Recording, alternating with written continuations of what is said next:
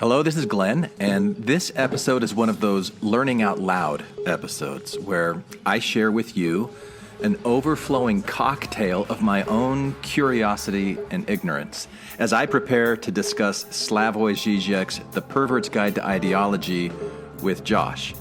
So what exactly is in this cocktail? Well, there's a healthy helping of Hegel, a luscious layer of Lacan, with a mighty measure of Marx, sorry about that, along with a few other things that I throw in along the way to further fuel my own curious ignorance.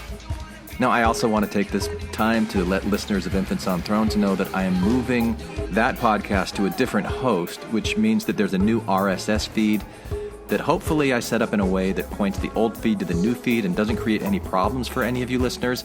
But if it does turn out that you're looking for the podcast and you cannot find it, simply go to the website, infantsonthrones.com, and you should be able to find all the old Infants episodes there, and you could subscribe to the new RSS feed if you need to. My plan is to keep Infants on Thrones going in addition to the Spiritual Heretic podcast, at least for a while. We'll see how it goes. So, I also have a website now for the Spiritual Heretic podcast, which contains all of the past and future episodes that are part of that project, and you can find that at spiritualheretic.com. And now, jump on board the train, my train of thought, you see. So, welcome to the Creator's Guide to X plus Y equals Z, a Žižek primer. Now, maybe not.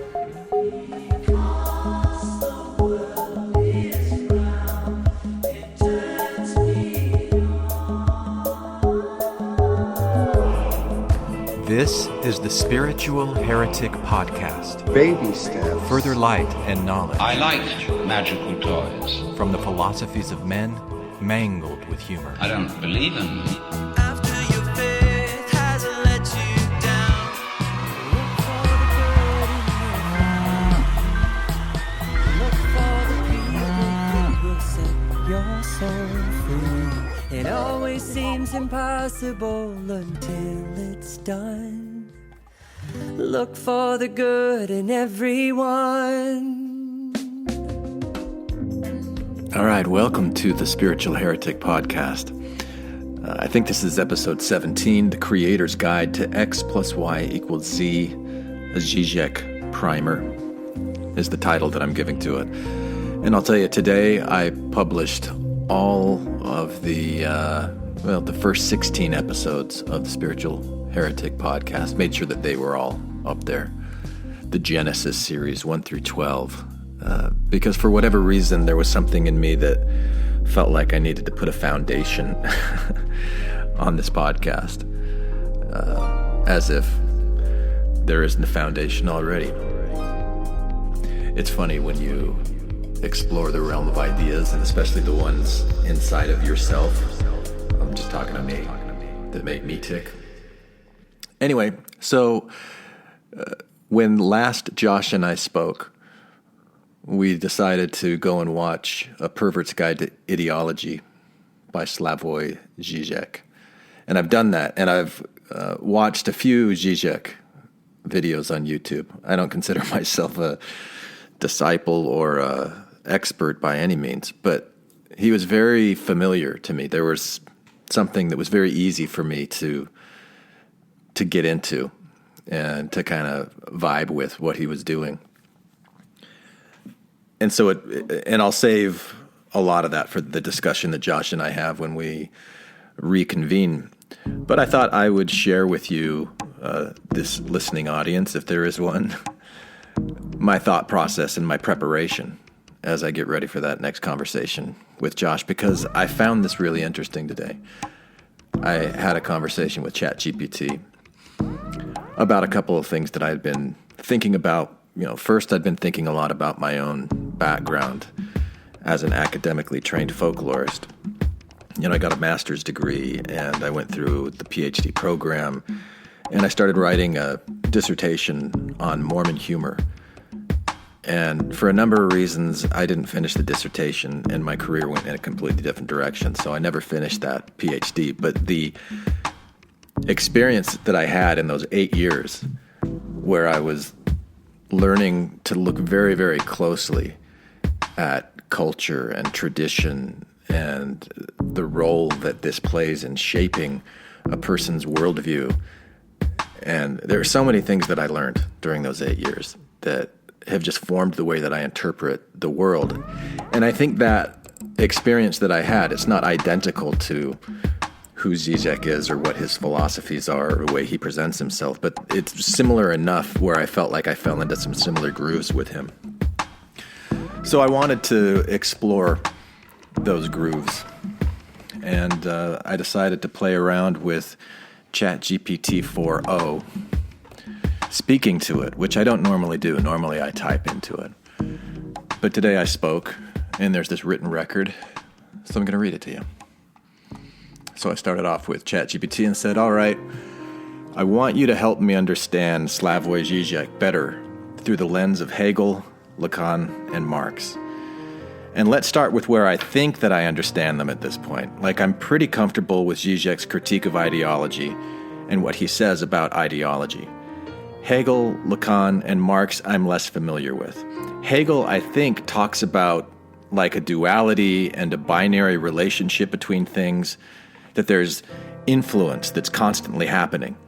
And you can look at how this thing is influencing that thing. And I think that Lacan talks about patterns that repeat, but there's not really much in Lacan to escape a repeating pattern. And so Žižek goes back to Hegel to look at the way things influence each other. And the Marx piece of it is specifically around capitalism, the critique of capitalism, the critique of creating wealth by exploiting others. And I think that Žižek blends all three of them together in that way. But I'd like you to help me understand this better, correct areas where I'm not understanding it, right? So where do you go? And I want to reiterate to anyone who's listening to this, like I said to Josh when he expressed his feelings about ChatGPT, I'm not looking at this as gospel in any way. It's like I'm having a conversation with a friend who knows things more than I do. But just like with any friend that I'm having a conversation with, I don't think that they know it all. I don't think that they're totally right about everything. It's like, this is their opinion, so help me understand something that I don't know, and I'll kind of figure out what I'm comfortable with, what I'm not comfortable with. So anyway, that's how I'm approaching this dialogue with ChatGPT.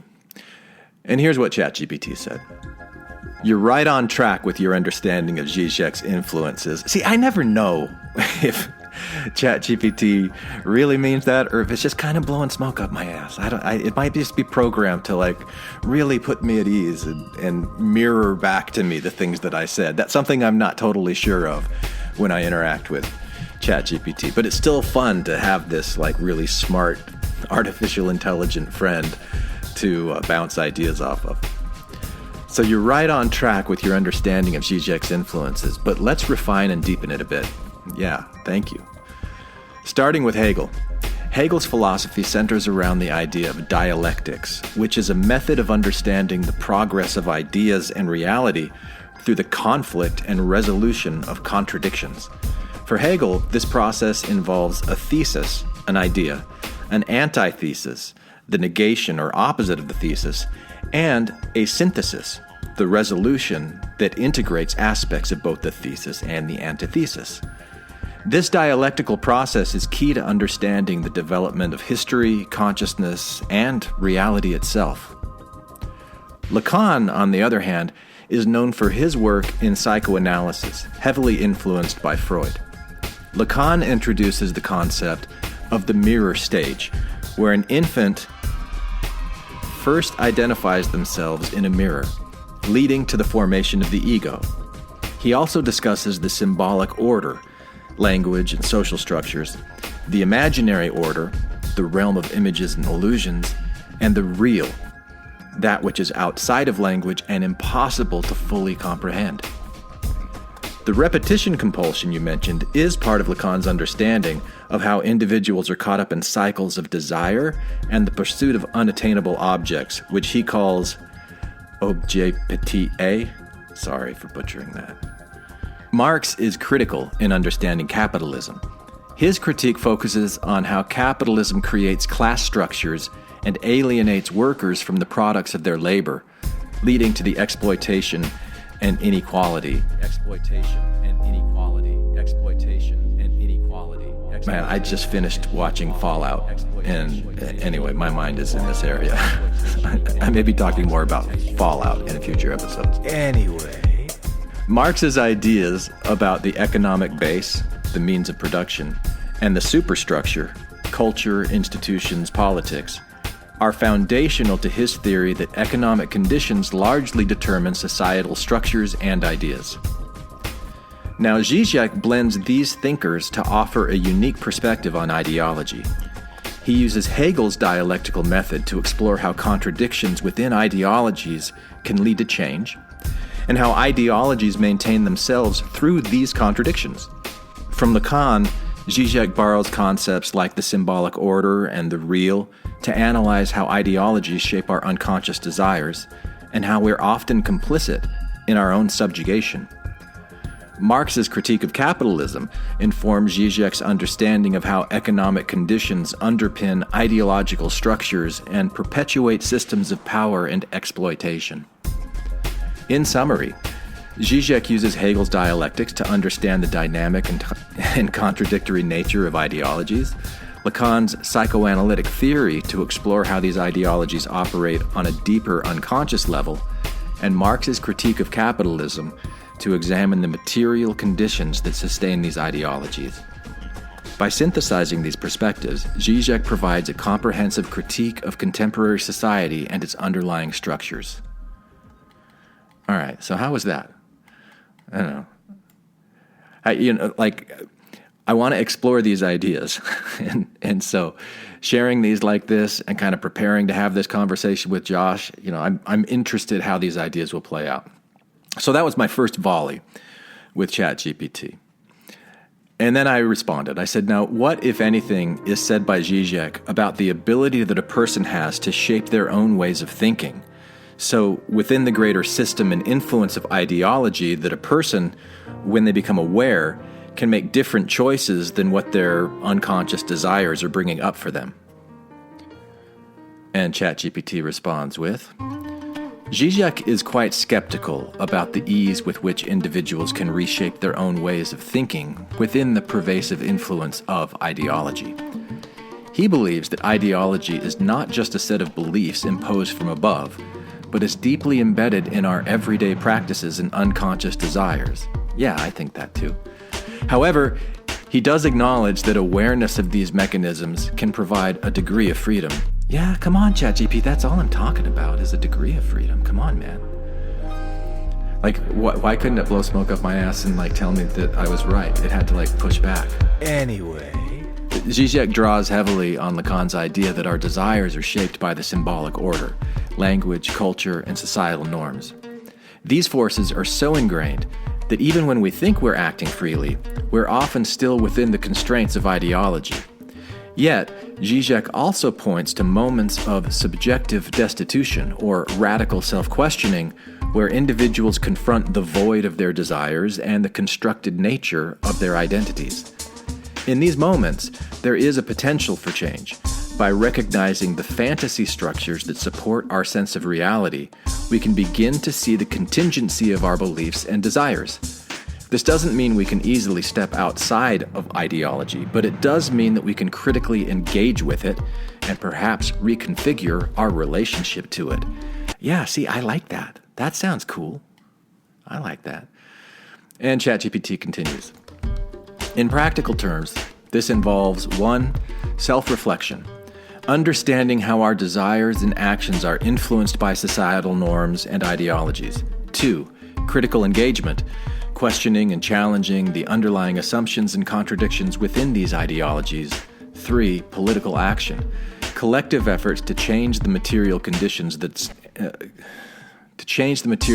and structures that sustain these ideologies. Žižek suggests that while individual transformation is challenging, it is possible through a combination of critical awareness and a collective approach. He emphasizes the importance of recognizing the deep-seated nature of ideological influence, but also holds that this recognition can open up new possibilities for thought and action. All right, and then I asked the next question. I have a question about an understanding of neurons, neuroscience, the ability that the brain has as a living collection of highly evolved neurons that have been evolving for millions of years on the planet to have certain patterns. This is where all of the Lacanian psychoanalysis happens, right? Within the neurons. So help me understand if my expression of neurons there is correct. And then I'm also curious if Hegel, Lacan, Marx knew about neurons. Were they aware that the brain was a living, malleable, neuroplastic community, colony of living cells? And does Žižek understand and acknowledge that? Does Žižek talk about neuroscience in any of his philosophical discussions? And ChatGPT says, your expression of neurons and their role in Lacanian psychoanalysis is somewhat aligned with contemporary understandings of neuroscience, but would need a bit more precision. Okay, thank you, ChatGPT. Neurons are indeed the building blocks of the brain, forming intricate networks that underlie all cognitive functions, including those explored in psychoanalysis. To clarify, neurons in psychoanalysis. Lacanian psychoanalysis doesn't directly address neurons or neuroscience as it predates the significant advances in these fields. Lacan's work focuses more on the symbolic structures, the language and societal norms, and their influence on human psychology rather than the biological underpinnings. His theories are more about how our unconscious desires and identities are shaped by these symbolic structures. That's kind of what I was expecting to hear, actually. I just wanted to see it. 2. Hegel, Lacan, and Marx's awareness of neuroscience. Hegel, 1770 to 1831, lived before the development of modern neuroscience. While he had philosophical ideas about the mind and consciousness, these were not based on a biological understanding of the brain as we know it today. Marx, 1818 to 1883, similarly focused on socio-economic structures and their impacts on human consciousness and behavior without detailed knowledge of brain science. Lacan, 1901 to 1981, while closer to the era of modern neuroscience, still operated primarily within the realm of psychoanalysis. Neuroscience was not as advanced during his time, and his work did not integrate these findings. 3. Žižek and neuroscience. Žižek acknowledges contemporary neuroscience, but typically focuses on the socio-symbolic and ideological dimensions of human experience, rather than the biological mechanisms. His work is more aligned with exploring how ideology shapes our perceptions, desires, and actions. While he doesn't dismiss the insights of neuroscience, he often emphasizes that understanding the symbolic and cultural frameworks within which these biological processes are interpreted is crucial. In summary, while the brain's neuroplasticity and neuronal activity are essential for all cognitive functions, including those explored by psychoanalysis, the classical theories of Hegel, Marx, and Lacan did not incorporate detailed neuroscientific insights. Žižek, while aware of neuroscience, primarily uses psychoanalysis and philosophical frameworks to explore human consciousness and ideology. He suggests that while neuroscience can provide valuable insights, it is the interplay of biological processes within cultural and ideological structures that fully shapes human experience. And I said, yeah, let's play around with this idea of that interplay for a moment. Because there's a part of me that feels like socioeconomic culture, these things that shape the Hegelian dialect of thesis and antithesis and then resolution, that these are almost like a painter's paints that are creating the color and texture of human existence. And the canvas upon which these paints are painted is the biological, neurological, neuronal structure of what's happening within the brain, the way that neurons form these neural pathways and exchange information. I don't know what other ways to say it, from which arises or is shaped the conscious experience of a human. So there's this interplay between these things.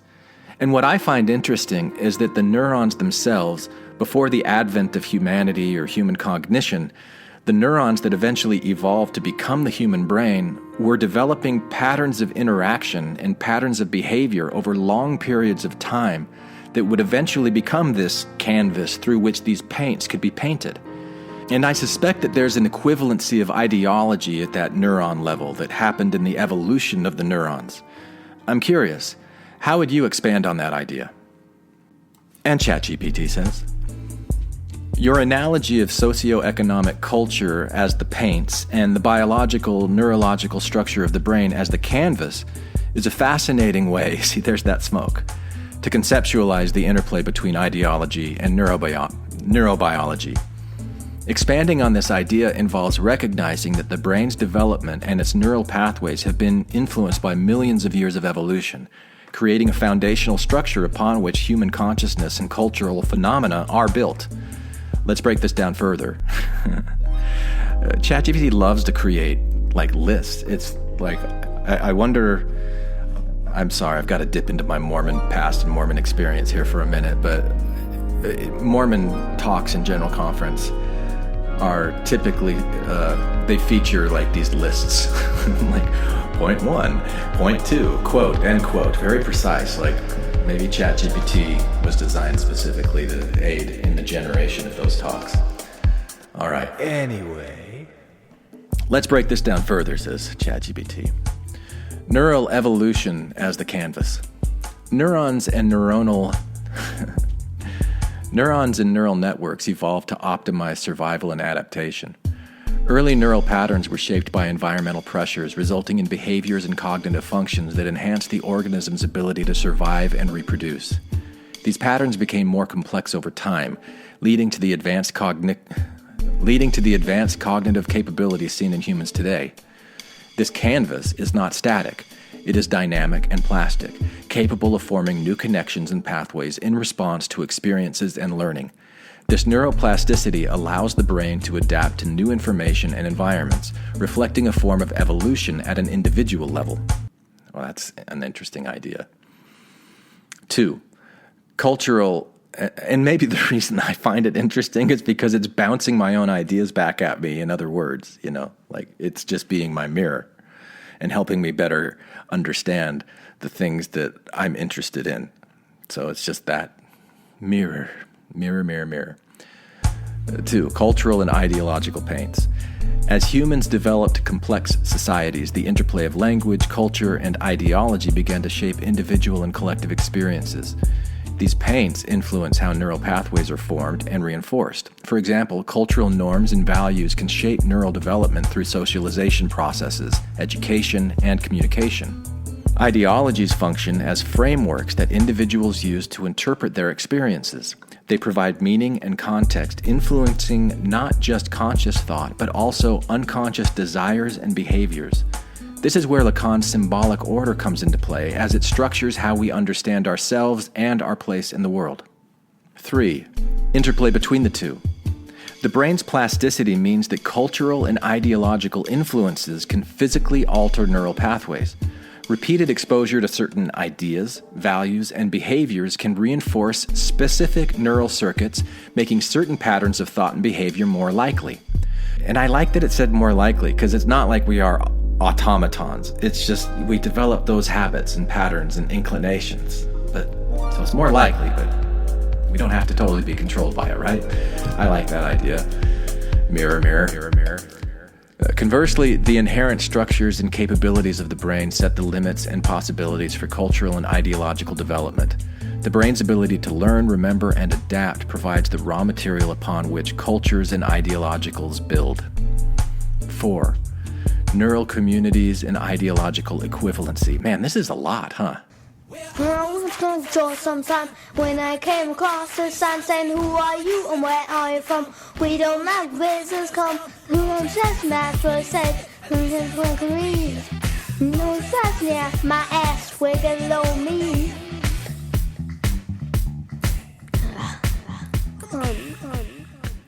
Number 4, neural communities and ideological equivalency.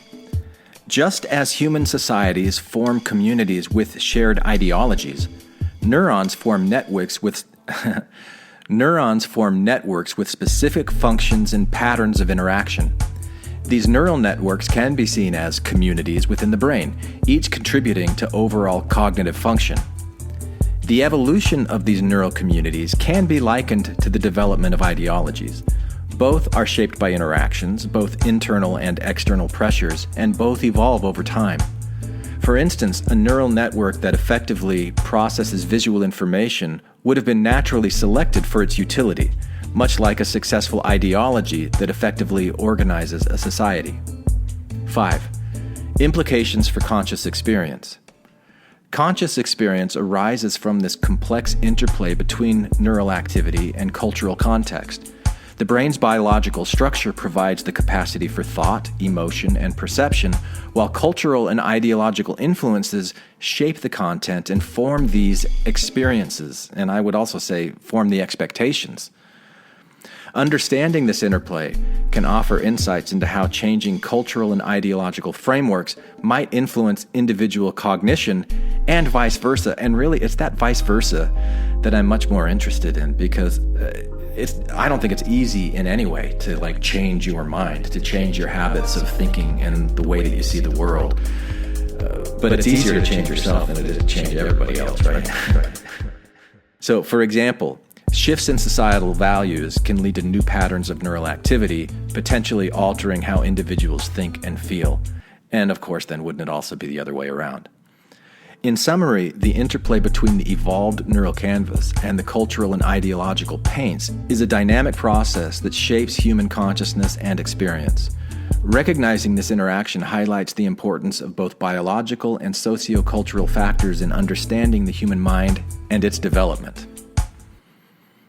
All right, and as I was reading that, I thought, this reminds me of this idea that I've had for a long time. I wonder how this idea would fit in here. So I said, all right, I have a theory that I've developed over some time that's called X plus Y equals Z. And it's what I like to call the formula of perfection, because X plus Y always equals Z. And X represents, I think it's kind of a Hegelian idea here, where X represents an internal force that I'm just arbitrarily calling internal forces. And that would include Lacanian psychology, the conscious and the subconscious thoughts and feelings that happen within a human being. The human being is the arbitrary division point between internal X and external Y. So Y would be the ideology that's being imprinted upon the internal, or it would be the exchange between them. And I guess that Z would be the resolution between, or it's whatever external event is interpreted through the internal process when those things meet. For example, if I'm walking down the street and I see someone who looks like my uncle, and all of a sudden I start feeling these uneasy feelings because my uncle was abusive to me in my youth in some way, then there's something that's happening in this interplay of the external world being filtered through my internal world that result in a new sensation or some kind of synthesized the Z experience that I experience in that moment. So Z is always what happens when the external world and the internal world are interacting and colliding. And these things are always constantly happening. And then Z feeds back into X, and the cycle keeps continuing. So that's my idea of X plus Y equals Z, and I'd like to hear you talk about that in terms of Žižek, Hegel, Lacan, and possibly Marx, and neuroscience, since we're on that path, and all of these things being like a painter on the canvas of neurology. Go. And go it did. So ChatGPT says, your theory of X plus Y equals Z, or the formula of perfection, presents a fascinating way to conceptualize the interplay between internal forces, X, and external forces, Y, resulting in a synthesized experience, Z. This theory echoes several concepts from Hegel, Lacan, Marx, and contemporary neuroscience. Let's break this down. Let's break this down in terms of each thinker and then tie it together with neuroscience. Hegel. Hegel's dialectic process involves the interaction of a thesis and its antithesis, resulting in a synthesis. In your formula, X, internal forces, can be seen as this thesis, Y, external forces, as the antithesis, and Z, the resulting experience, as the synthesis. This aligns with Hegelian dialectics, where the synthesis is a new, more advanced state that arises from the conflict and resolution of opposing forces. Lacan. Lacan's psychoanalytic theory focuses on how the unconscious mind shapes our perceptions and interactions with the world. In your formula, X represents these internal psychic forces, including unconscious desires and fears. The external world, Y, influences and triggers these internal forces, resulting in Z, the conscious experience shaped by both internal psychic states and external stimuli. Lacan would emphasize the role of the symbolic order, language, and culture in mediating this process, suggesting that our interpretations, Z, are heavily influenced by the symbolic structures we are embedded in. Marx's focus on material conditions and their impact on consciousness can be integrated into your theory by considering Y as not just ideology, but also the material and economic conditions that shape it. Marx would argue that our internal experiences, X, are deeply influenced by our material circumstances and the socio-economic structures we live in. Thus, Z would be the lived experience that reflects both our internal psychic states and the external socio-economic conditions. Neuroscience.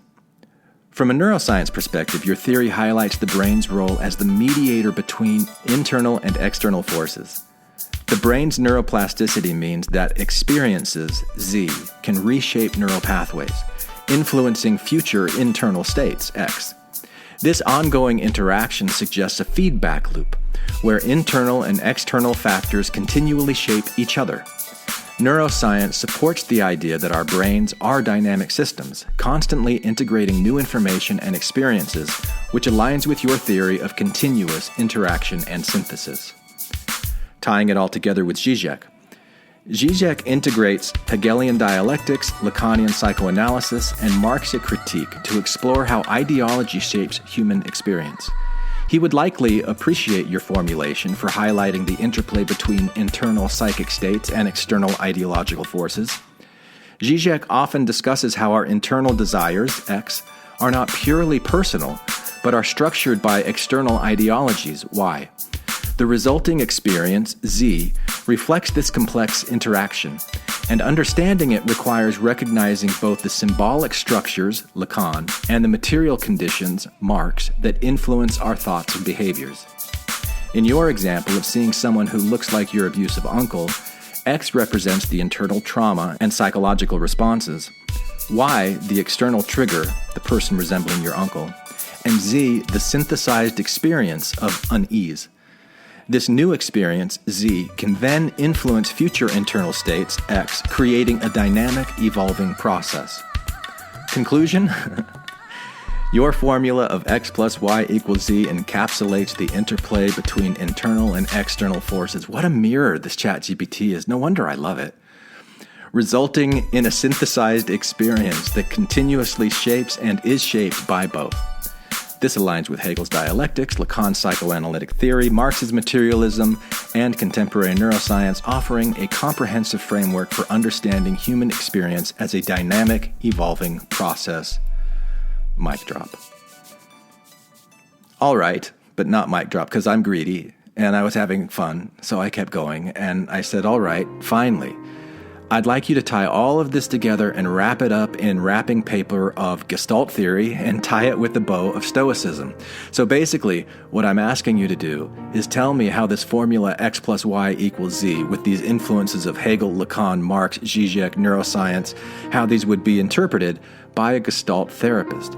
How would a Gestalt therapist find value in X plus Y equals Z when working with a client with the intention of empowering that client and helping that client become more following the mission of the ACA Code of Ethics to have more beneficence and greater self-care for themselves, for the community, that sort of thing? What would a Gestalt therapist say? And how does this also align with Stoic principles? What would a Stoic say? How would they find value in the way that this X plus Y equals Z continuous interplay loop creates meaning and creates a good life? So, focus on the good life with the emphasis on Gestalt and Stoic theory. And if the only thing that you might be getting out of this is that ChatGPT 4.0 is able to take my word soup and weave it together into some coherent 1, 2, 3 structured thing, that's pretty impressive technology. And like I said, it's a fun mirror to play with. So here's what it says. Let's tie everything together using Gestalt theory and Stoic principles to understand how your formula, X plus Y equals Z, can be applied to help individuals achieve a good life, emphasizing beneficence and self-care. Gestalt therapy perspective. Gestalt therapy focuses on awareness, the here and now experience, and the holistic integration of mind, body, and environment. Here's how a Gestalt therapist might interpret and utilize your formula. 1. Awareness and integration. X. Internal forces. A Gestalt therapist would encourage the client to become fully aware of their internal states, thoughts, feelings, and bodily sensations. This aligns with the focus on recognizing and understanding the internal forces at play. Y. External forces. The therapist would also help the client become aware of the external context and how it influences their internal world. This involves exploring the client's relationships, social context, and external stimuli. Z. Synthesized experience. The goal is to integrate these internal and external experiences to create a holistic understanding of the present moment. By becoming aware of how external events trigger internal reactions and vice versa, clients can begin to see patterns and gain insights into their behaviors and responses. 2. Empowerment and self-regulation. Gestalt therapy emphasizes personal responsibility and the ability to self-regulate. Understanding the interplay between X and Y leading to Z helps clients see that they have the power to influence their experiences. For example, recognizing that seeing someone who resembles an abusive uncle triggers unease, Z, can help the client develop strategies to manage these feelings and responses. This awareness empowers clients to make conscious choices about how they respond to external triggers, fostering greater self-care and self-regulation. 3. Present moment focus.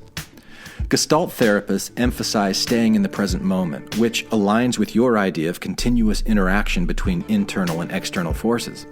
By focusing on the present, clients can better understand how their current experiences, Z, are shaped by the interplay of internal X and external Y factors. Stoic principles. Stoicism emphasizes virtue, wisdom, and the development of inner tranquility by aligning with nature and rational thought. Here's how Stoicism aligns with your formula. 1. Understanding and acceptance. X. Internal forces. Stoics encourage self-reflection and understanding of one's internal state. This aligns with becoming aware of how internal thoughts and emotions influence one's perception of events. Y. External forces. Stoicism teaches acceptance of external events beyond our control. Recognizing how these events impact us without being overwhelmed by them is key. Z. Synthesized experience. Stoics believe that our judgments about external events determine our emotional responses. By rationally assessing these events, we can maintain inner peace. Understanding that Z is a product of both internal and external factors helps in developing a balanced and rational response to life's challenges. 2. Virtue and rationality. Stoics strive for a life of virtue, which involves acting in accordance with reason and nature. Recognizing the continuous loop of X plus Y equals Z helps in maintaining rationality and virtue in responses. For instance, feeling unease when seeing someone who looks like an abusive uncle can be managed by rationally recognizing the source of this unease and responding with wisdom rather than impulsive emotion. This continuous interplay also emphasizes the importance of personal development and self-improvement, key Stoic values. 3. Emotional resilience. By understanding and accepting the interplay of internal and external forces, individuals can develop greater emotional resilience. Stoics teach that while we cannot control external events, Y, we can control our responses, X, which ultimately shape our experience, Z. Conclusion. Combining Gestalt therapy and Stoic principles provides a comprehensive approach to understanding and utilizing your formula for a good life. Gestalt therapy emphasizes awareness, integration, and empowerment, helping clients recognize and manage the interplay of internal and external forces to achieve holistic well-being and self-regulation. Stoicism emphasizes rationality, virtue, and emotional resilience, teaching individuals to accept external events and focus on their internal responses, leading to inner tranquility and a virtuous life. Together, these perspectives help individuals navigate the complex interplay of their internal and external worlds, fostering greater self-awareness, rationality, and empowerment to live a fulfilling and balanced life. Exactly what I told it to say. Thank you, ChatGPT. So I also was curious. I wanted it to go through what we had just, that exchange. and point out to me any potential heresies in those ideas that would challenge established dogmas or trigger a defensive reaction in any listener. So let's see how well they did this, because this, I think, is a very interesting twist for the Spiritual Heretic podcast.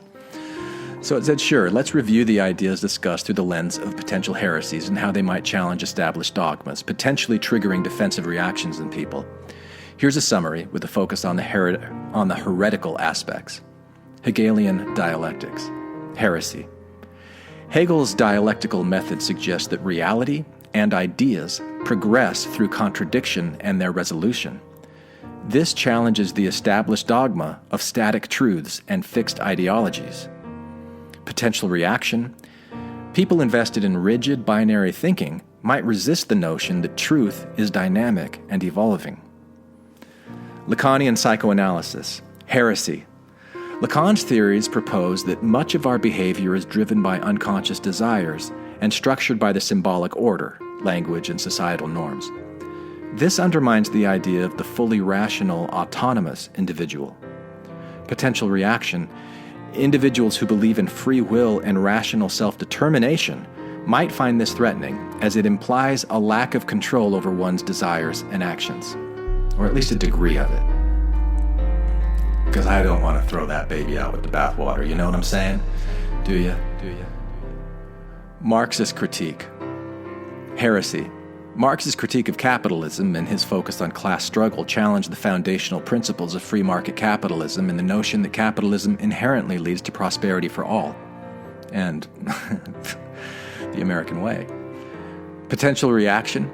Defenders of capitalism might react defensively, seeing Marxist critique as an attack on personal freedom and economic success.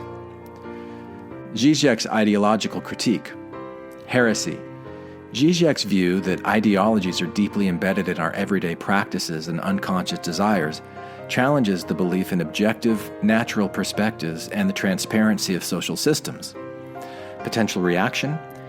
People who benefit from or believe in the transparency of current societal structures might resist acknowledging how ideologies are hidden underneath the surface and influence their perceptions and actions without them even knowing it. I may have added a few words here and there. Neuroscience and neuroplasticity. Heresy. The concept of neuroplasticity suggests that our brains can change and adapt based on experiences, challenging the idea of a fixed, immutable human nature. Potential reaction. Those who hold deterministic views of human behavior might find the implications of neuroplasticity unsettling, as it suggests greater potential for change and adaptability than traditionally accepted. X plus Y equals Z formula. Heresy. The formula implies that our experiences, Z, are the result of the dynamic interaction between internal X and external Y forces, challenging the idea that individuals are solely responsible for their own experiences and outcomes. Potential reaction. People who believe strongly in personal responsibility and individualism might resist the notion that external factors play a significant role in shaping experiences. Gestalt therapy. Heresy. Gestalt therapy's emphasis on the interconnectedness of mind, body, and environment, and its focus on the present moment, challenges the Cartesian dualism that separates mind and body, and the emphasis on past traumas as the primary focus of therapy. Potential reaction. Traditionalists in psychology who emphasize a more segmented or past-focused approach might find this holistic, present-centered approach controversial. And then finally, Stoicism. Heresy. Stoicism's dichotomy of control, which teaches that we should focus only on what we can control, our own thoughts and actions, and accept what we cannot, extreme events, challenges the common belief in the ability to control or significantly influence external outcomes. Potential reaction. Those who advocate for strong external control and influence might resist the idea that accepting certain limitations is key to inner peace. Summary. Hegel challenges static absolute truths. Lacan undermines the notion of rational, autonomous individuals. Marx critiques the foundational principles of capitalism. Žižek exposes deep-rooted ideological influences in daily life. Neuroscience suggests human nature is adaptable, not fixed. X plus Y equals Z emphasizes the significant role of external factors in shaping experiences. Gestalt therapy advocates a holistic, present-focused approach. Stoicism encourages acceptance of uncontrollable external factors and focuses on internal control. Anyway, so that's my little primer. That's what I'm doing to prepare myself for the conversation with Josh. And I am going to send this to you, Josh. And although, I'm saying you, Josh, I don't expect Josh is going to listen to this. But maybe he will. Maybe you will, Josh. Maybe you're listening to this right now and smiling, but most likely you're not. And so we'll see. We'll see when we meet next, because I'll be really interested to know what you think about these ideas, because they came out of ChatGPT, and I know how you feel about that. So anyway, thank you for tuning in to this experimental primer episode. We'll see how it goes, how long I can sustain this sort of enthusiasm. And these things I end as a spiritual heretic. Floof.